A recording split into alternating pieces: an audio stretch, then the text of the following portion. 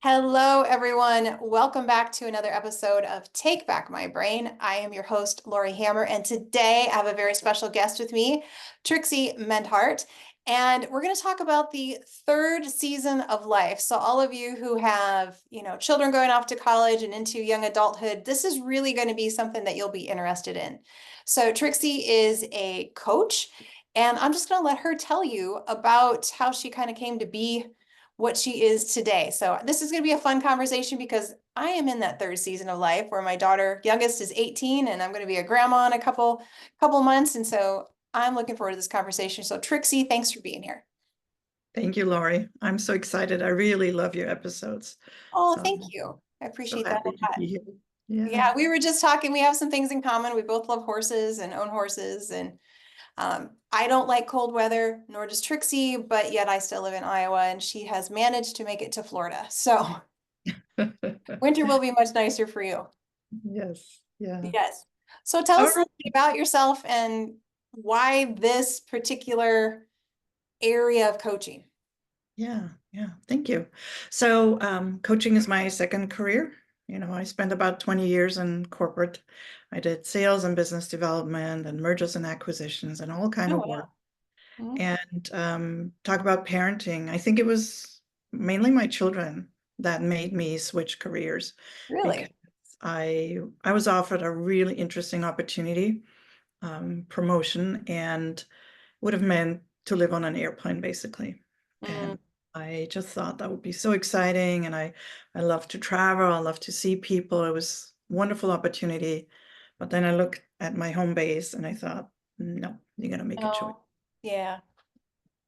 Yeah. So I got into coaching because I love working with people. I became a manager late in life because I resisted that for the longest time. I kept thinking, just let me do my thing, let me work on a contract, don't get in my way. And then somehow I was forced into management and I loved it. And Uh-huh. I just love developing people. Okay. That's fun. Yeah. So Yeah. that's how I ended up in coaching. It was something that really tickled my brain. You can get so many credentialing credits. I mean, the learning never stops. It was super fun Yeah. and allows me to set my own schedule. So as Which we is can, lovely, which is why I love working out of my home, doing this podcast. I see clients. I understand what you're saying. Yeah. yeah. Yeah. So curious about the name of your business, Red Pants Coaching. Where did that come from? Yeah, that's thanks to my business partner. So this was about 12 years ago or so. We were both starting out in career development coaching, and she had won a photo shoot from the local Chamber of Commerce. And Uh-huh. oh, she wore red pants. So we had so much footage with the red pants and really fun stuff. And so I'd say, well, that's the name of our company.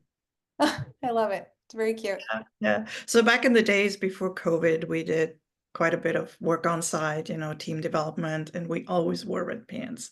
So it was Okay. super fun to have that brand that you can wear. Yeah. And yeah, so that's the origin. And of course, then we thought, well, what does it really stand for? It stands for, being fun and lighthearted, being vibrant, and also this idea that every morning you put on your pants or some form of pants. Right. And, sometimes you struggle, sometimes you jump into your pants, sometimes they fit, sometimes they're tight, just sort of that's life. Yeah. Yeah, absolutely. Well, you have a unique kind of niche in coaching for like the third quarter of life. So can you describe what that third quarter is and then why were you attracted to that? Mhm. Yeah. Well, the third quarter is when you have done it all. So you have made the money, hopefully. You can see that retirement or slowing down is in sight, uh, Hmm. unless Armageddon happens. You never Right. know. But the idea is that at some point you have earned your peace.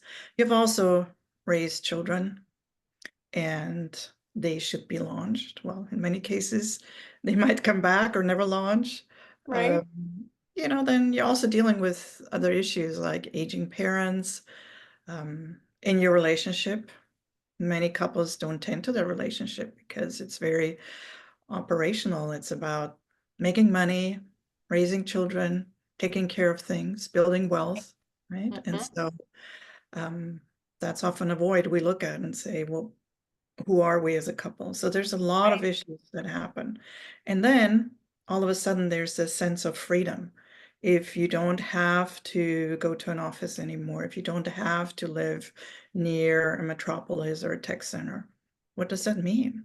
I mean, you mentioned I moved to Florida, right? I could make that decision because I was single at that point. I just decided Okay. that I love it here. But if you have a partner, what does it mean for your partner? You know, maybe they don't want to leave their community. Maybe they have other interests. So there's so many questions that come up in Q3, and that's why I decided I want to tackle that. It's just sort of like you're in the middle of all of this, and Yeah. for some people it's the retirement question. For some people it's the parenting question. For some it's like, what the hell do I want to do for the rest of my life? Right. Yeah. Yeah. Well, I see a lot of women who, um, well, for me, my husband is significantly older than I am. And so he's kind of getting ready for retirement. So he'll be 65 this next year, and I'm 51. And so I'm still kind of ramping up. I'm still like, my youngest has graduated. Like, this is the next season. I want to really launch some things in my, nutritional practice and those kind of things. And then my husband is like sort of winding down. And he's like, okay, I'm thinking about retiring. And I think it's kind of hard to like, where do we fall together? So, we need to have more conversations, but it's just chatting like, what does that next season look like? And I think even if there isn't an age difference, there still is. I notice a lot of women are like, okay, my kids are gone now. Like, I want to do something, that's exciting to me and, maybe a second kind of career.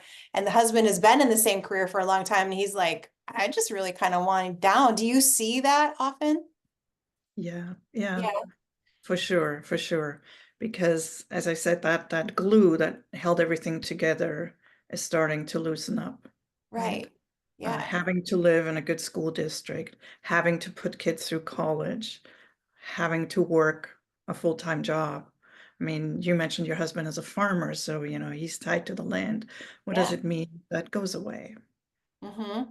Yeah, absolutely. So what do you say do you mainly coach women or are you coaching men as well? I coach a large number of men. Yeah, yeah, Okay. Yeah. So how do you help them navigate that in their relationship? I'm so curious. yeah. So any kind of relationship starts with yourself. I mean, you know Right. that, Lori, right? So, in order to be a good partner, whether that's a partner to your spouse or a parent to your children or a child to your parents, right? These are all partnerships. Right. They all start with taking care of yourself first. So, people come to me and say, I'm having real difficulty with my spouse because she looks at the world very differently Mm-hmm. comes to future plans, how to raise their adult children, um, as you said, what to do about work. Mm-hmm. So there's this conflict. All of a sudden, there's a realization that I have a different idea from my partner. Mm-hmm. So we need to work on the partnership first, right? We need to figure out what is it that holds us together Right. and what can we agree on that we can do separately and differently. Right. So do you have people go through different exercises or how do you help them discover that? Yeah. I use the mental fitness app, Positive Intelligence. I don't know if you heard about that. I I haven't. haven't. No, positive intelligence. Okay. Yeah. So Positive Intelligence was developed by Shirzad Chamine, and it's the idea that we have this inner judge that's Mhm. constantly telling us negative things, but we also have an inner sage that is curious, empathetic, action-oriented. And by definition, we are born to be anxious and judgmental because that's how we survived, right? If you think about the DNA of our brain hasn't changed. We Mm-hmm. still live in the village, right? So the only idea is you leave the village because there is famine or there's a war breaking out. Yet in our modern world, we get jumbled around the whole time. Sure. So the inner judge is here to keep us in check. Say, watch Okay. out, be careful, work hard, bring in the harvest, stack the firewood, right? So I work in this program to really lessen the power of the inner judge. And you can call that mindfulness, meditation. But what I love is it's a real system wrapped around a sound theory.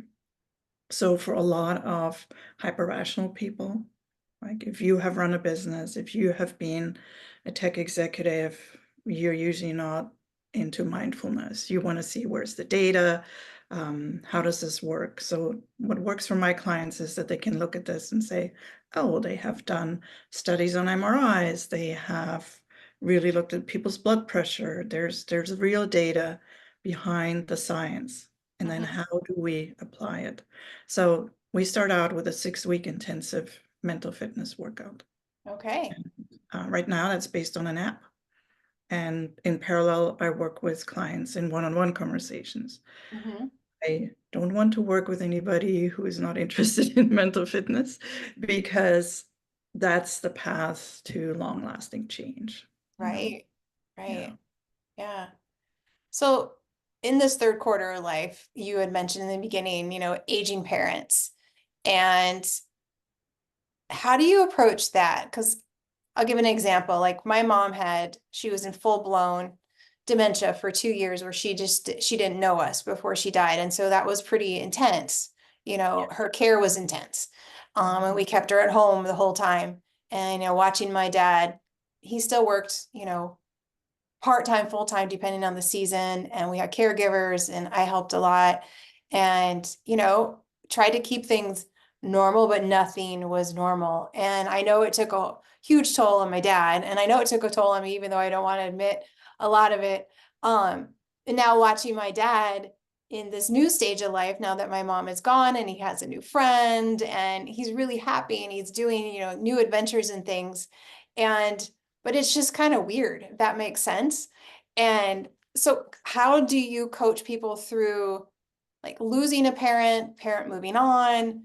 I'm assuming you see that a lot. And then, kind of that caregiving piece. My dad's still in really good health, but I still go to his doctor's appointments with him just because I want to know what's going on and I want to make sure that nobody's doing anything to him that they shouldn't be doing. Yeah, yeah. Well, you bring up a lot of topics here, Laurie. So where do I start? Where do you start? Um, well, maybe let's start with how, you watched your mom's last few years. Um, that's like any disease, right? It's the acceptance. Right, It's acceptance. You can't change it. And again, how do you accept something that you never wanted to happen in the first place? You take good care of yourself first. right, So many caretakers run themselves into the ground because they have to give, give, give, give. And again, it's not just the aging parents, it's their own children, it's maybe their business. So my first piece of advice is really watch what you give your energy to. mm, You only have so much energy to give in any moment, in any day. And right, if disperse it freely, there's nothing left. And then if nothing is left, everything is bad, bad, bad, right? Then the judge takes over and says, this is yeah, a bad situation. Whereas if you really take good care of yourself, you could look at any situation as a gift and opportunity. You know, you can look hmm, at the gift that you're able to take care of your mother. right, yeah.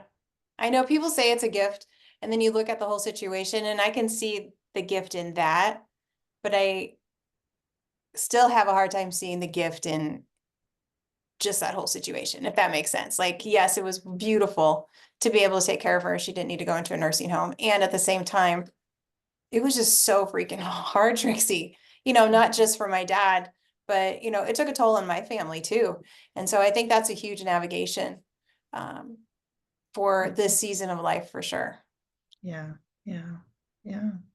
It is. It is hard. And the harder things get, the more you have to take care of yourself. Yeah. Mm, yeah. Yeah. And natural reaction would be just pedal faster, work harder. Mhm. Yeah. But Because still trying to keep everything afloat because your life is still moving on while theirs is kind of not really moving on, which is just hard to watch. yeah, yeah. Yeah. Well, and I guess the other situation you mentioned is seeing that your dad has moved on, that Mm-hmm.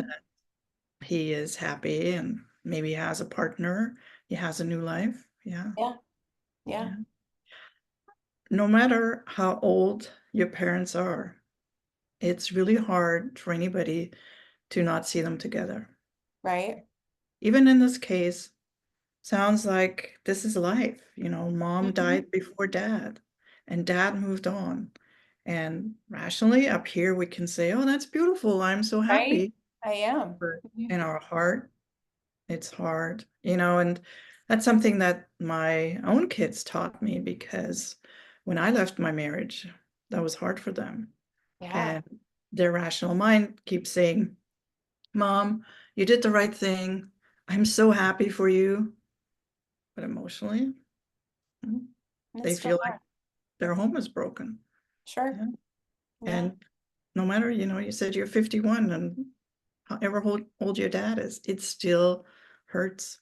So again, just recognize that we're not rational beings. We're driven by our emotions. Yeah. That is so true. So true. I would love for you to dive in because you keep talking about your kids. Like, how do you deal with your kids, like flying the nest?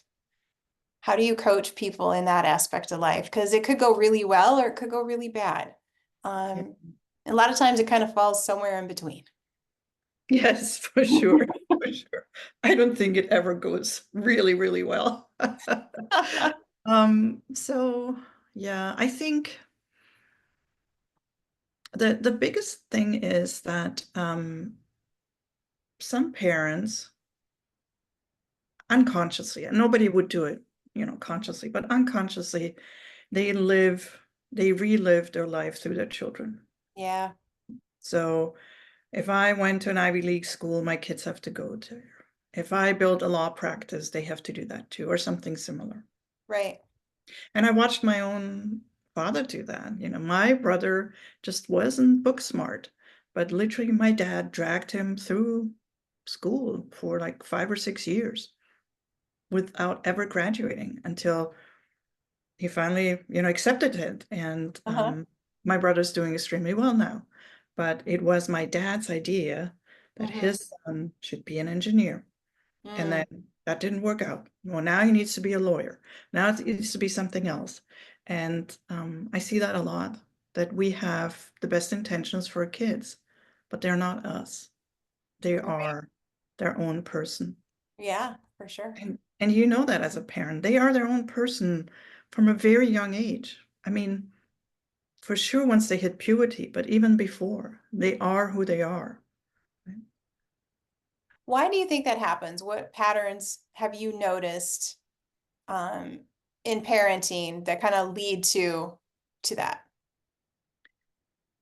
So I think that people who are used to be successful, I call them hyperachievers, because achieving is good, hyperachieving becomes a problem.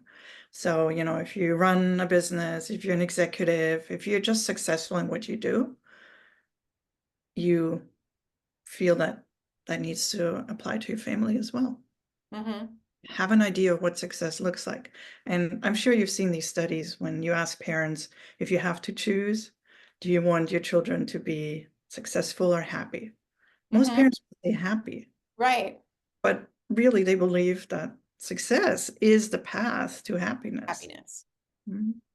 And what success looks like for me, it's not what it looks like for my children. I mean, you asked about my children, they are polar opposites, right?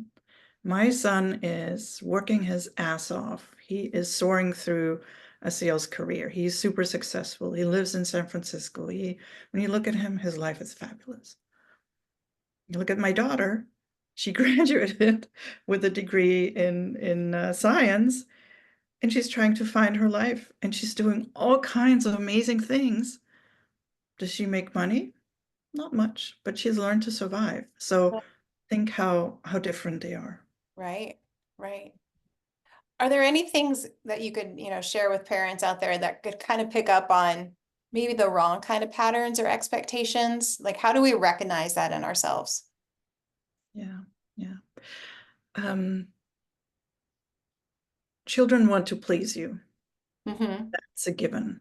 no matter how they act on the outside, deep down, they want to please you because they need your recognition and your love. Again, that goes back to this original survival instinct. Right. Our parents don't love us, we're going to be left behind, we're going to die. So what I can tell parents, no matter how ugly things are on the outside, your child loves you and your child needs you. Yeah. So never underestimate that. The other thing is tame the advice monster. And if you're an executive, if you're a team leader, you have learned that through Mm-hmm. your work experience that you can't tell people what to do. A team functions because everyone is creative, comes up with their own thing, blah, blah, blah. That's the same principle for parenting. Don't give advice. And again, I have to thank my son for it. That's so hard, Trixie. I know, but my son, he is so vocal. He was like 16 or 17. I remember we're in the kitchen and he was talking about some problem in school, and I just poured advice over him. Like, I'm the fixer, I'm the helper here. And he said to me, Mom, did I ask for advice? Oop. And I said, no. And I kept talking. And he held up his hand and said, so why do you keep giving me advice? And again, that was such a profound experience for me. Mm-hmm. You know, nobody's perfect. I kept giving advice, but I caught myself faster. Right. Right. Don't give advice unless they ask. And again, if you look at any kind of relationship advice, when somebody comes to you with a problem, you can ask them a few questions. You can say, do you need me to listen to you? Do you need a hug? Mm-hmm. Do you want to brainstorm? So they can choose what they need. Right. No, that's a good point. That's a good tool to ask them, what they need. How can I help you the best? Yeah, yeah. I had a conversation with my daughter where I thought, I better eat my own medicine. So I said, can we have a conversation of how we should be with each other? And my daughter was like, ooh. And then said, well, just think about it. You're an adult now. You're living on your own. You're not in college. You're not dependent on me anymore. How should we be with each other? And we Yeah. actually had a really good Oh, conversation good. Yeah. she needs me to do, and I could ask her questions. There are some things that really scare me, and I said, what do I do when you show up like this? She really helped me ease Oh, my own anxiety. oh, that's so good. Yeah. I Yeah. mean, both my children live far away. They live on the West Coast. And what do you do if one of them shows up on the phone crying and you can't go over there, right? Hmm. So it helped me lean into this. Oh, I remember they told me this is what they want me to do in this situation. Yeah, for sure. Yeah. So what's your most challenging situation that you've dealt with so far? In my work or in my life? Oh, but let's say in your work. In your work, and how did you handle that?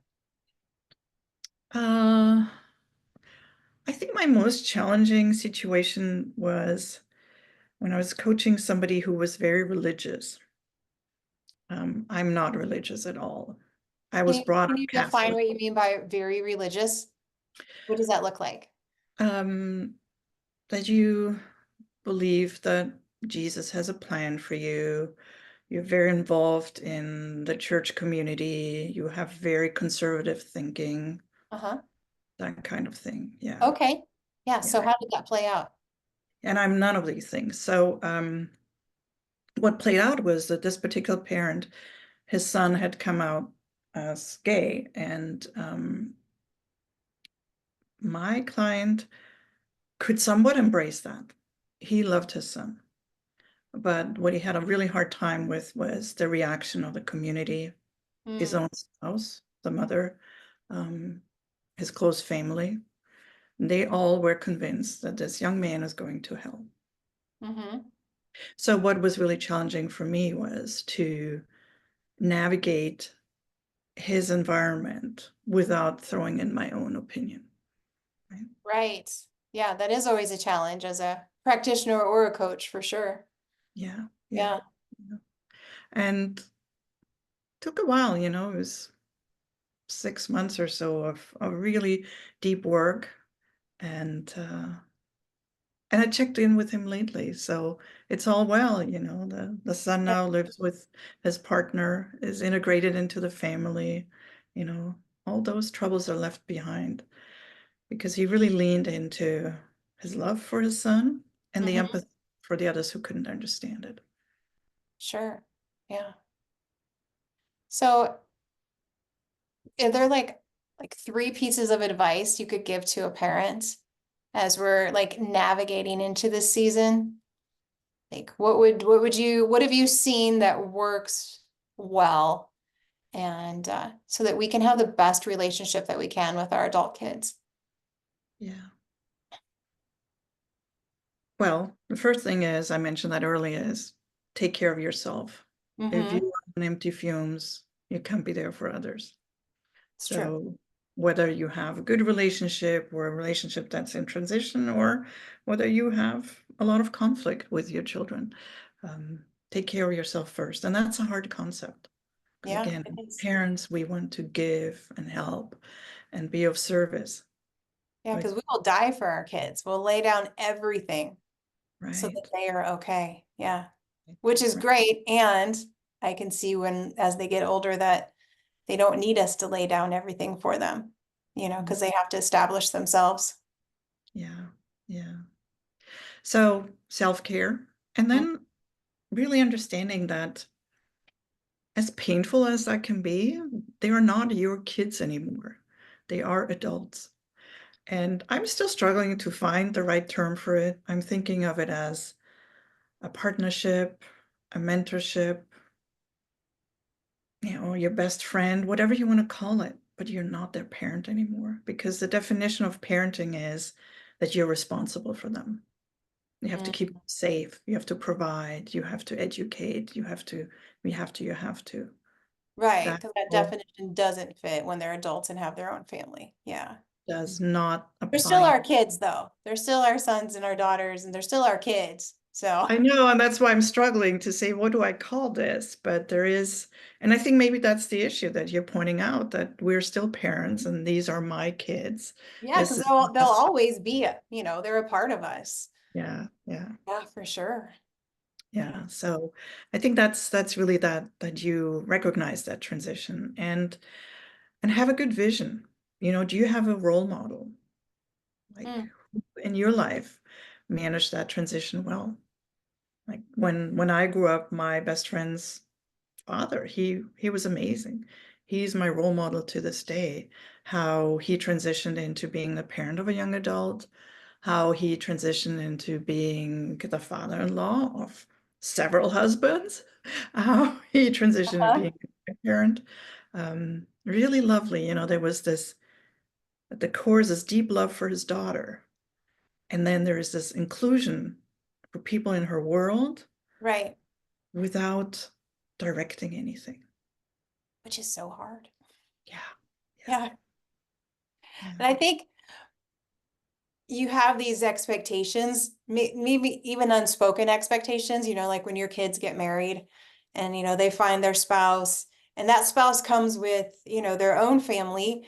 And I know I always had this vision, and that's not the vision that's happened. And so I think there's a little bit of mourning that goes on with that. yeah. Um, so not that it's a bad situation, it's just not what I had envisioned, and what I really truly what kind of was hoping for in that extended type family. But Yeah. I mean, it's still good. It's just not my vision. And I know. And that's a great example, Laurie, of how we have expectations. Whether you have expectations of a certain extended family or you have expectation of the career path they choose. right. Um, you know, it's yeah, it's hard and it's good to recognize it.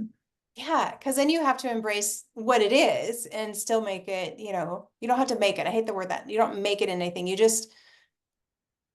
get to be part of this new beautiful thing Yeah. that is in front of you, and just to navigate that well. Yeah. And I never envisioned myself living on the other coast from my children. I lived on the West Right. Coast for 25 years. And when I realized that environment didn't serve me anymore, I had to make the decision. I made the decision. I said, what do I want? Do I want to build my life, or do I want to be an adjunct to my children? Mm-hmm. Do you feel like you can do both? Yeah, I travel. Mm-hmm. That's another benefit of being a coach, being self-employed, that I can take my laptop and go anywhere. Right. So my daughter is down in Costa Rica doing an internship, and I get to go there and Fun. I get to work during the day and then hang with her on her day off, have dinner with her. Hey, That sounds fantastic. yeah, Yeah. Yeah. It's hard to let go and to embrace a new season because is there always a piece of like, oh, I'm getting older and I don't know that I want to get older? It's kind of like when your parents die, you're like, uh-oh, we're the next generation. And I yeah, think is that a mourning process for a lot of people? Because it feels a little mourning to me, like a mourning and an embracing at the same time, knowing that it's a new, exciting season, but at the same time, it's like, oh, I don't know. It just seems a little challenging. yeah, yeah. And it's different for everyone. Yeah. I mean, there are some people who really lean into some crazy fitness goals, like Mm. become triathletes late in life because, well, they can and they want to prove something, and that makes them And feel why good. not, right? Yeah. And I mean, I can say for myself, it's really intensified that this is my time. That's why I called it the third quarter in life, because we know the fourth quarter is going to be challenging. Mm-hmm. But third quarter is where you've made the money, you've had your children, you don't owe anybody anything. So really make the best of it. That's how I look at it. Right. Just embrace what is in front of you. Yeah. Yeah. I love like this is, going into the third quarter. My son and my daughter-in-law they're having their first. And so that's really exciting to me. So I'm really embracing that piece of this next step is becoming a grandma. It's going to Yeah. be so much fun. Yeah. Oh, that's so awesome. Yeah. I Yeah. mentioned that earlier, that in my extended family, nobody wants to have children. And I'm like, oh my God. Right? Oh, We I love have to kids. get a puppy. Wait. Yeah, but grandchildren are wonderful. And I watched my dad. My dad was the quintessential never home, working hard, not available. Even when he was home, he was doing work on his computer. It was just like always busy, busy. And then when my sister had her child, she's what, 35 now, my dad changed. He Oh, became the most doting grandfather. I remember one time I came to their apartment. He was lying on the floor. He was wrapped up in toilet paper like a mummy. And I'm like, Dad, who is this man? who is this man? Yes. Yeah. Yeah, it does change you and I hear that you do anything for your grandkids, even being wrapped up Yeah. in toilet paper. So, Yes. And, my son, my mom was very important for him. And she was privileged to spend a lot of time with him. And he recently got a tattoo on his chest with her name. And of course, every girl is like, well, who is Erica? And then he's like, well, it's my grandma. that's fantastic. So again, she was very important to him in a different way than she was to me. And that's so Mhm. lovely to see. Again, Right. you never know where things are going. That is so true. So true. So, any last piece of advice you'd like to give my audience? Take good care of yourself. Mhm. Embrace in some sort of mindfulness exercise, whether that's going to a yoga class, download some app, recharge yourself. Just give yourself 10, 20 seconds of relief. When you feel stressed, when that all builds up, builds up, builds up, slow down. So Mhm. really believe that you can get better. Just deep breathing, mindfulness exercises, it works wonder. I started doing this about 4 years ago, and It cured my PTSD. It took care of my blood pressure. It's Nice. helped me with a lot of things in life. That's great. I love to hear that. It's so important just to take a moment to breathe. Yeah. Absolutely. Well, Trixi, thank you so much for being here today. Enjoyed having you, and I hope that you enjoy being here and that our listeners are picking up some wonderful nuggets on how to embrace this next stage of life. Thank you, Laurie. It's Thank you awesome. so much. And thank you everyone for listening. I'm your host, Laurie Hammer. I will see you in the next episode. God bless.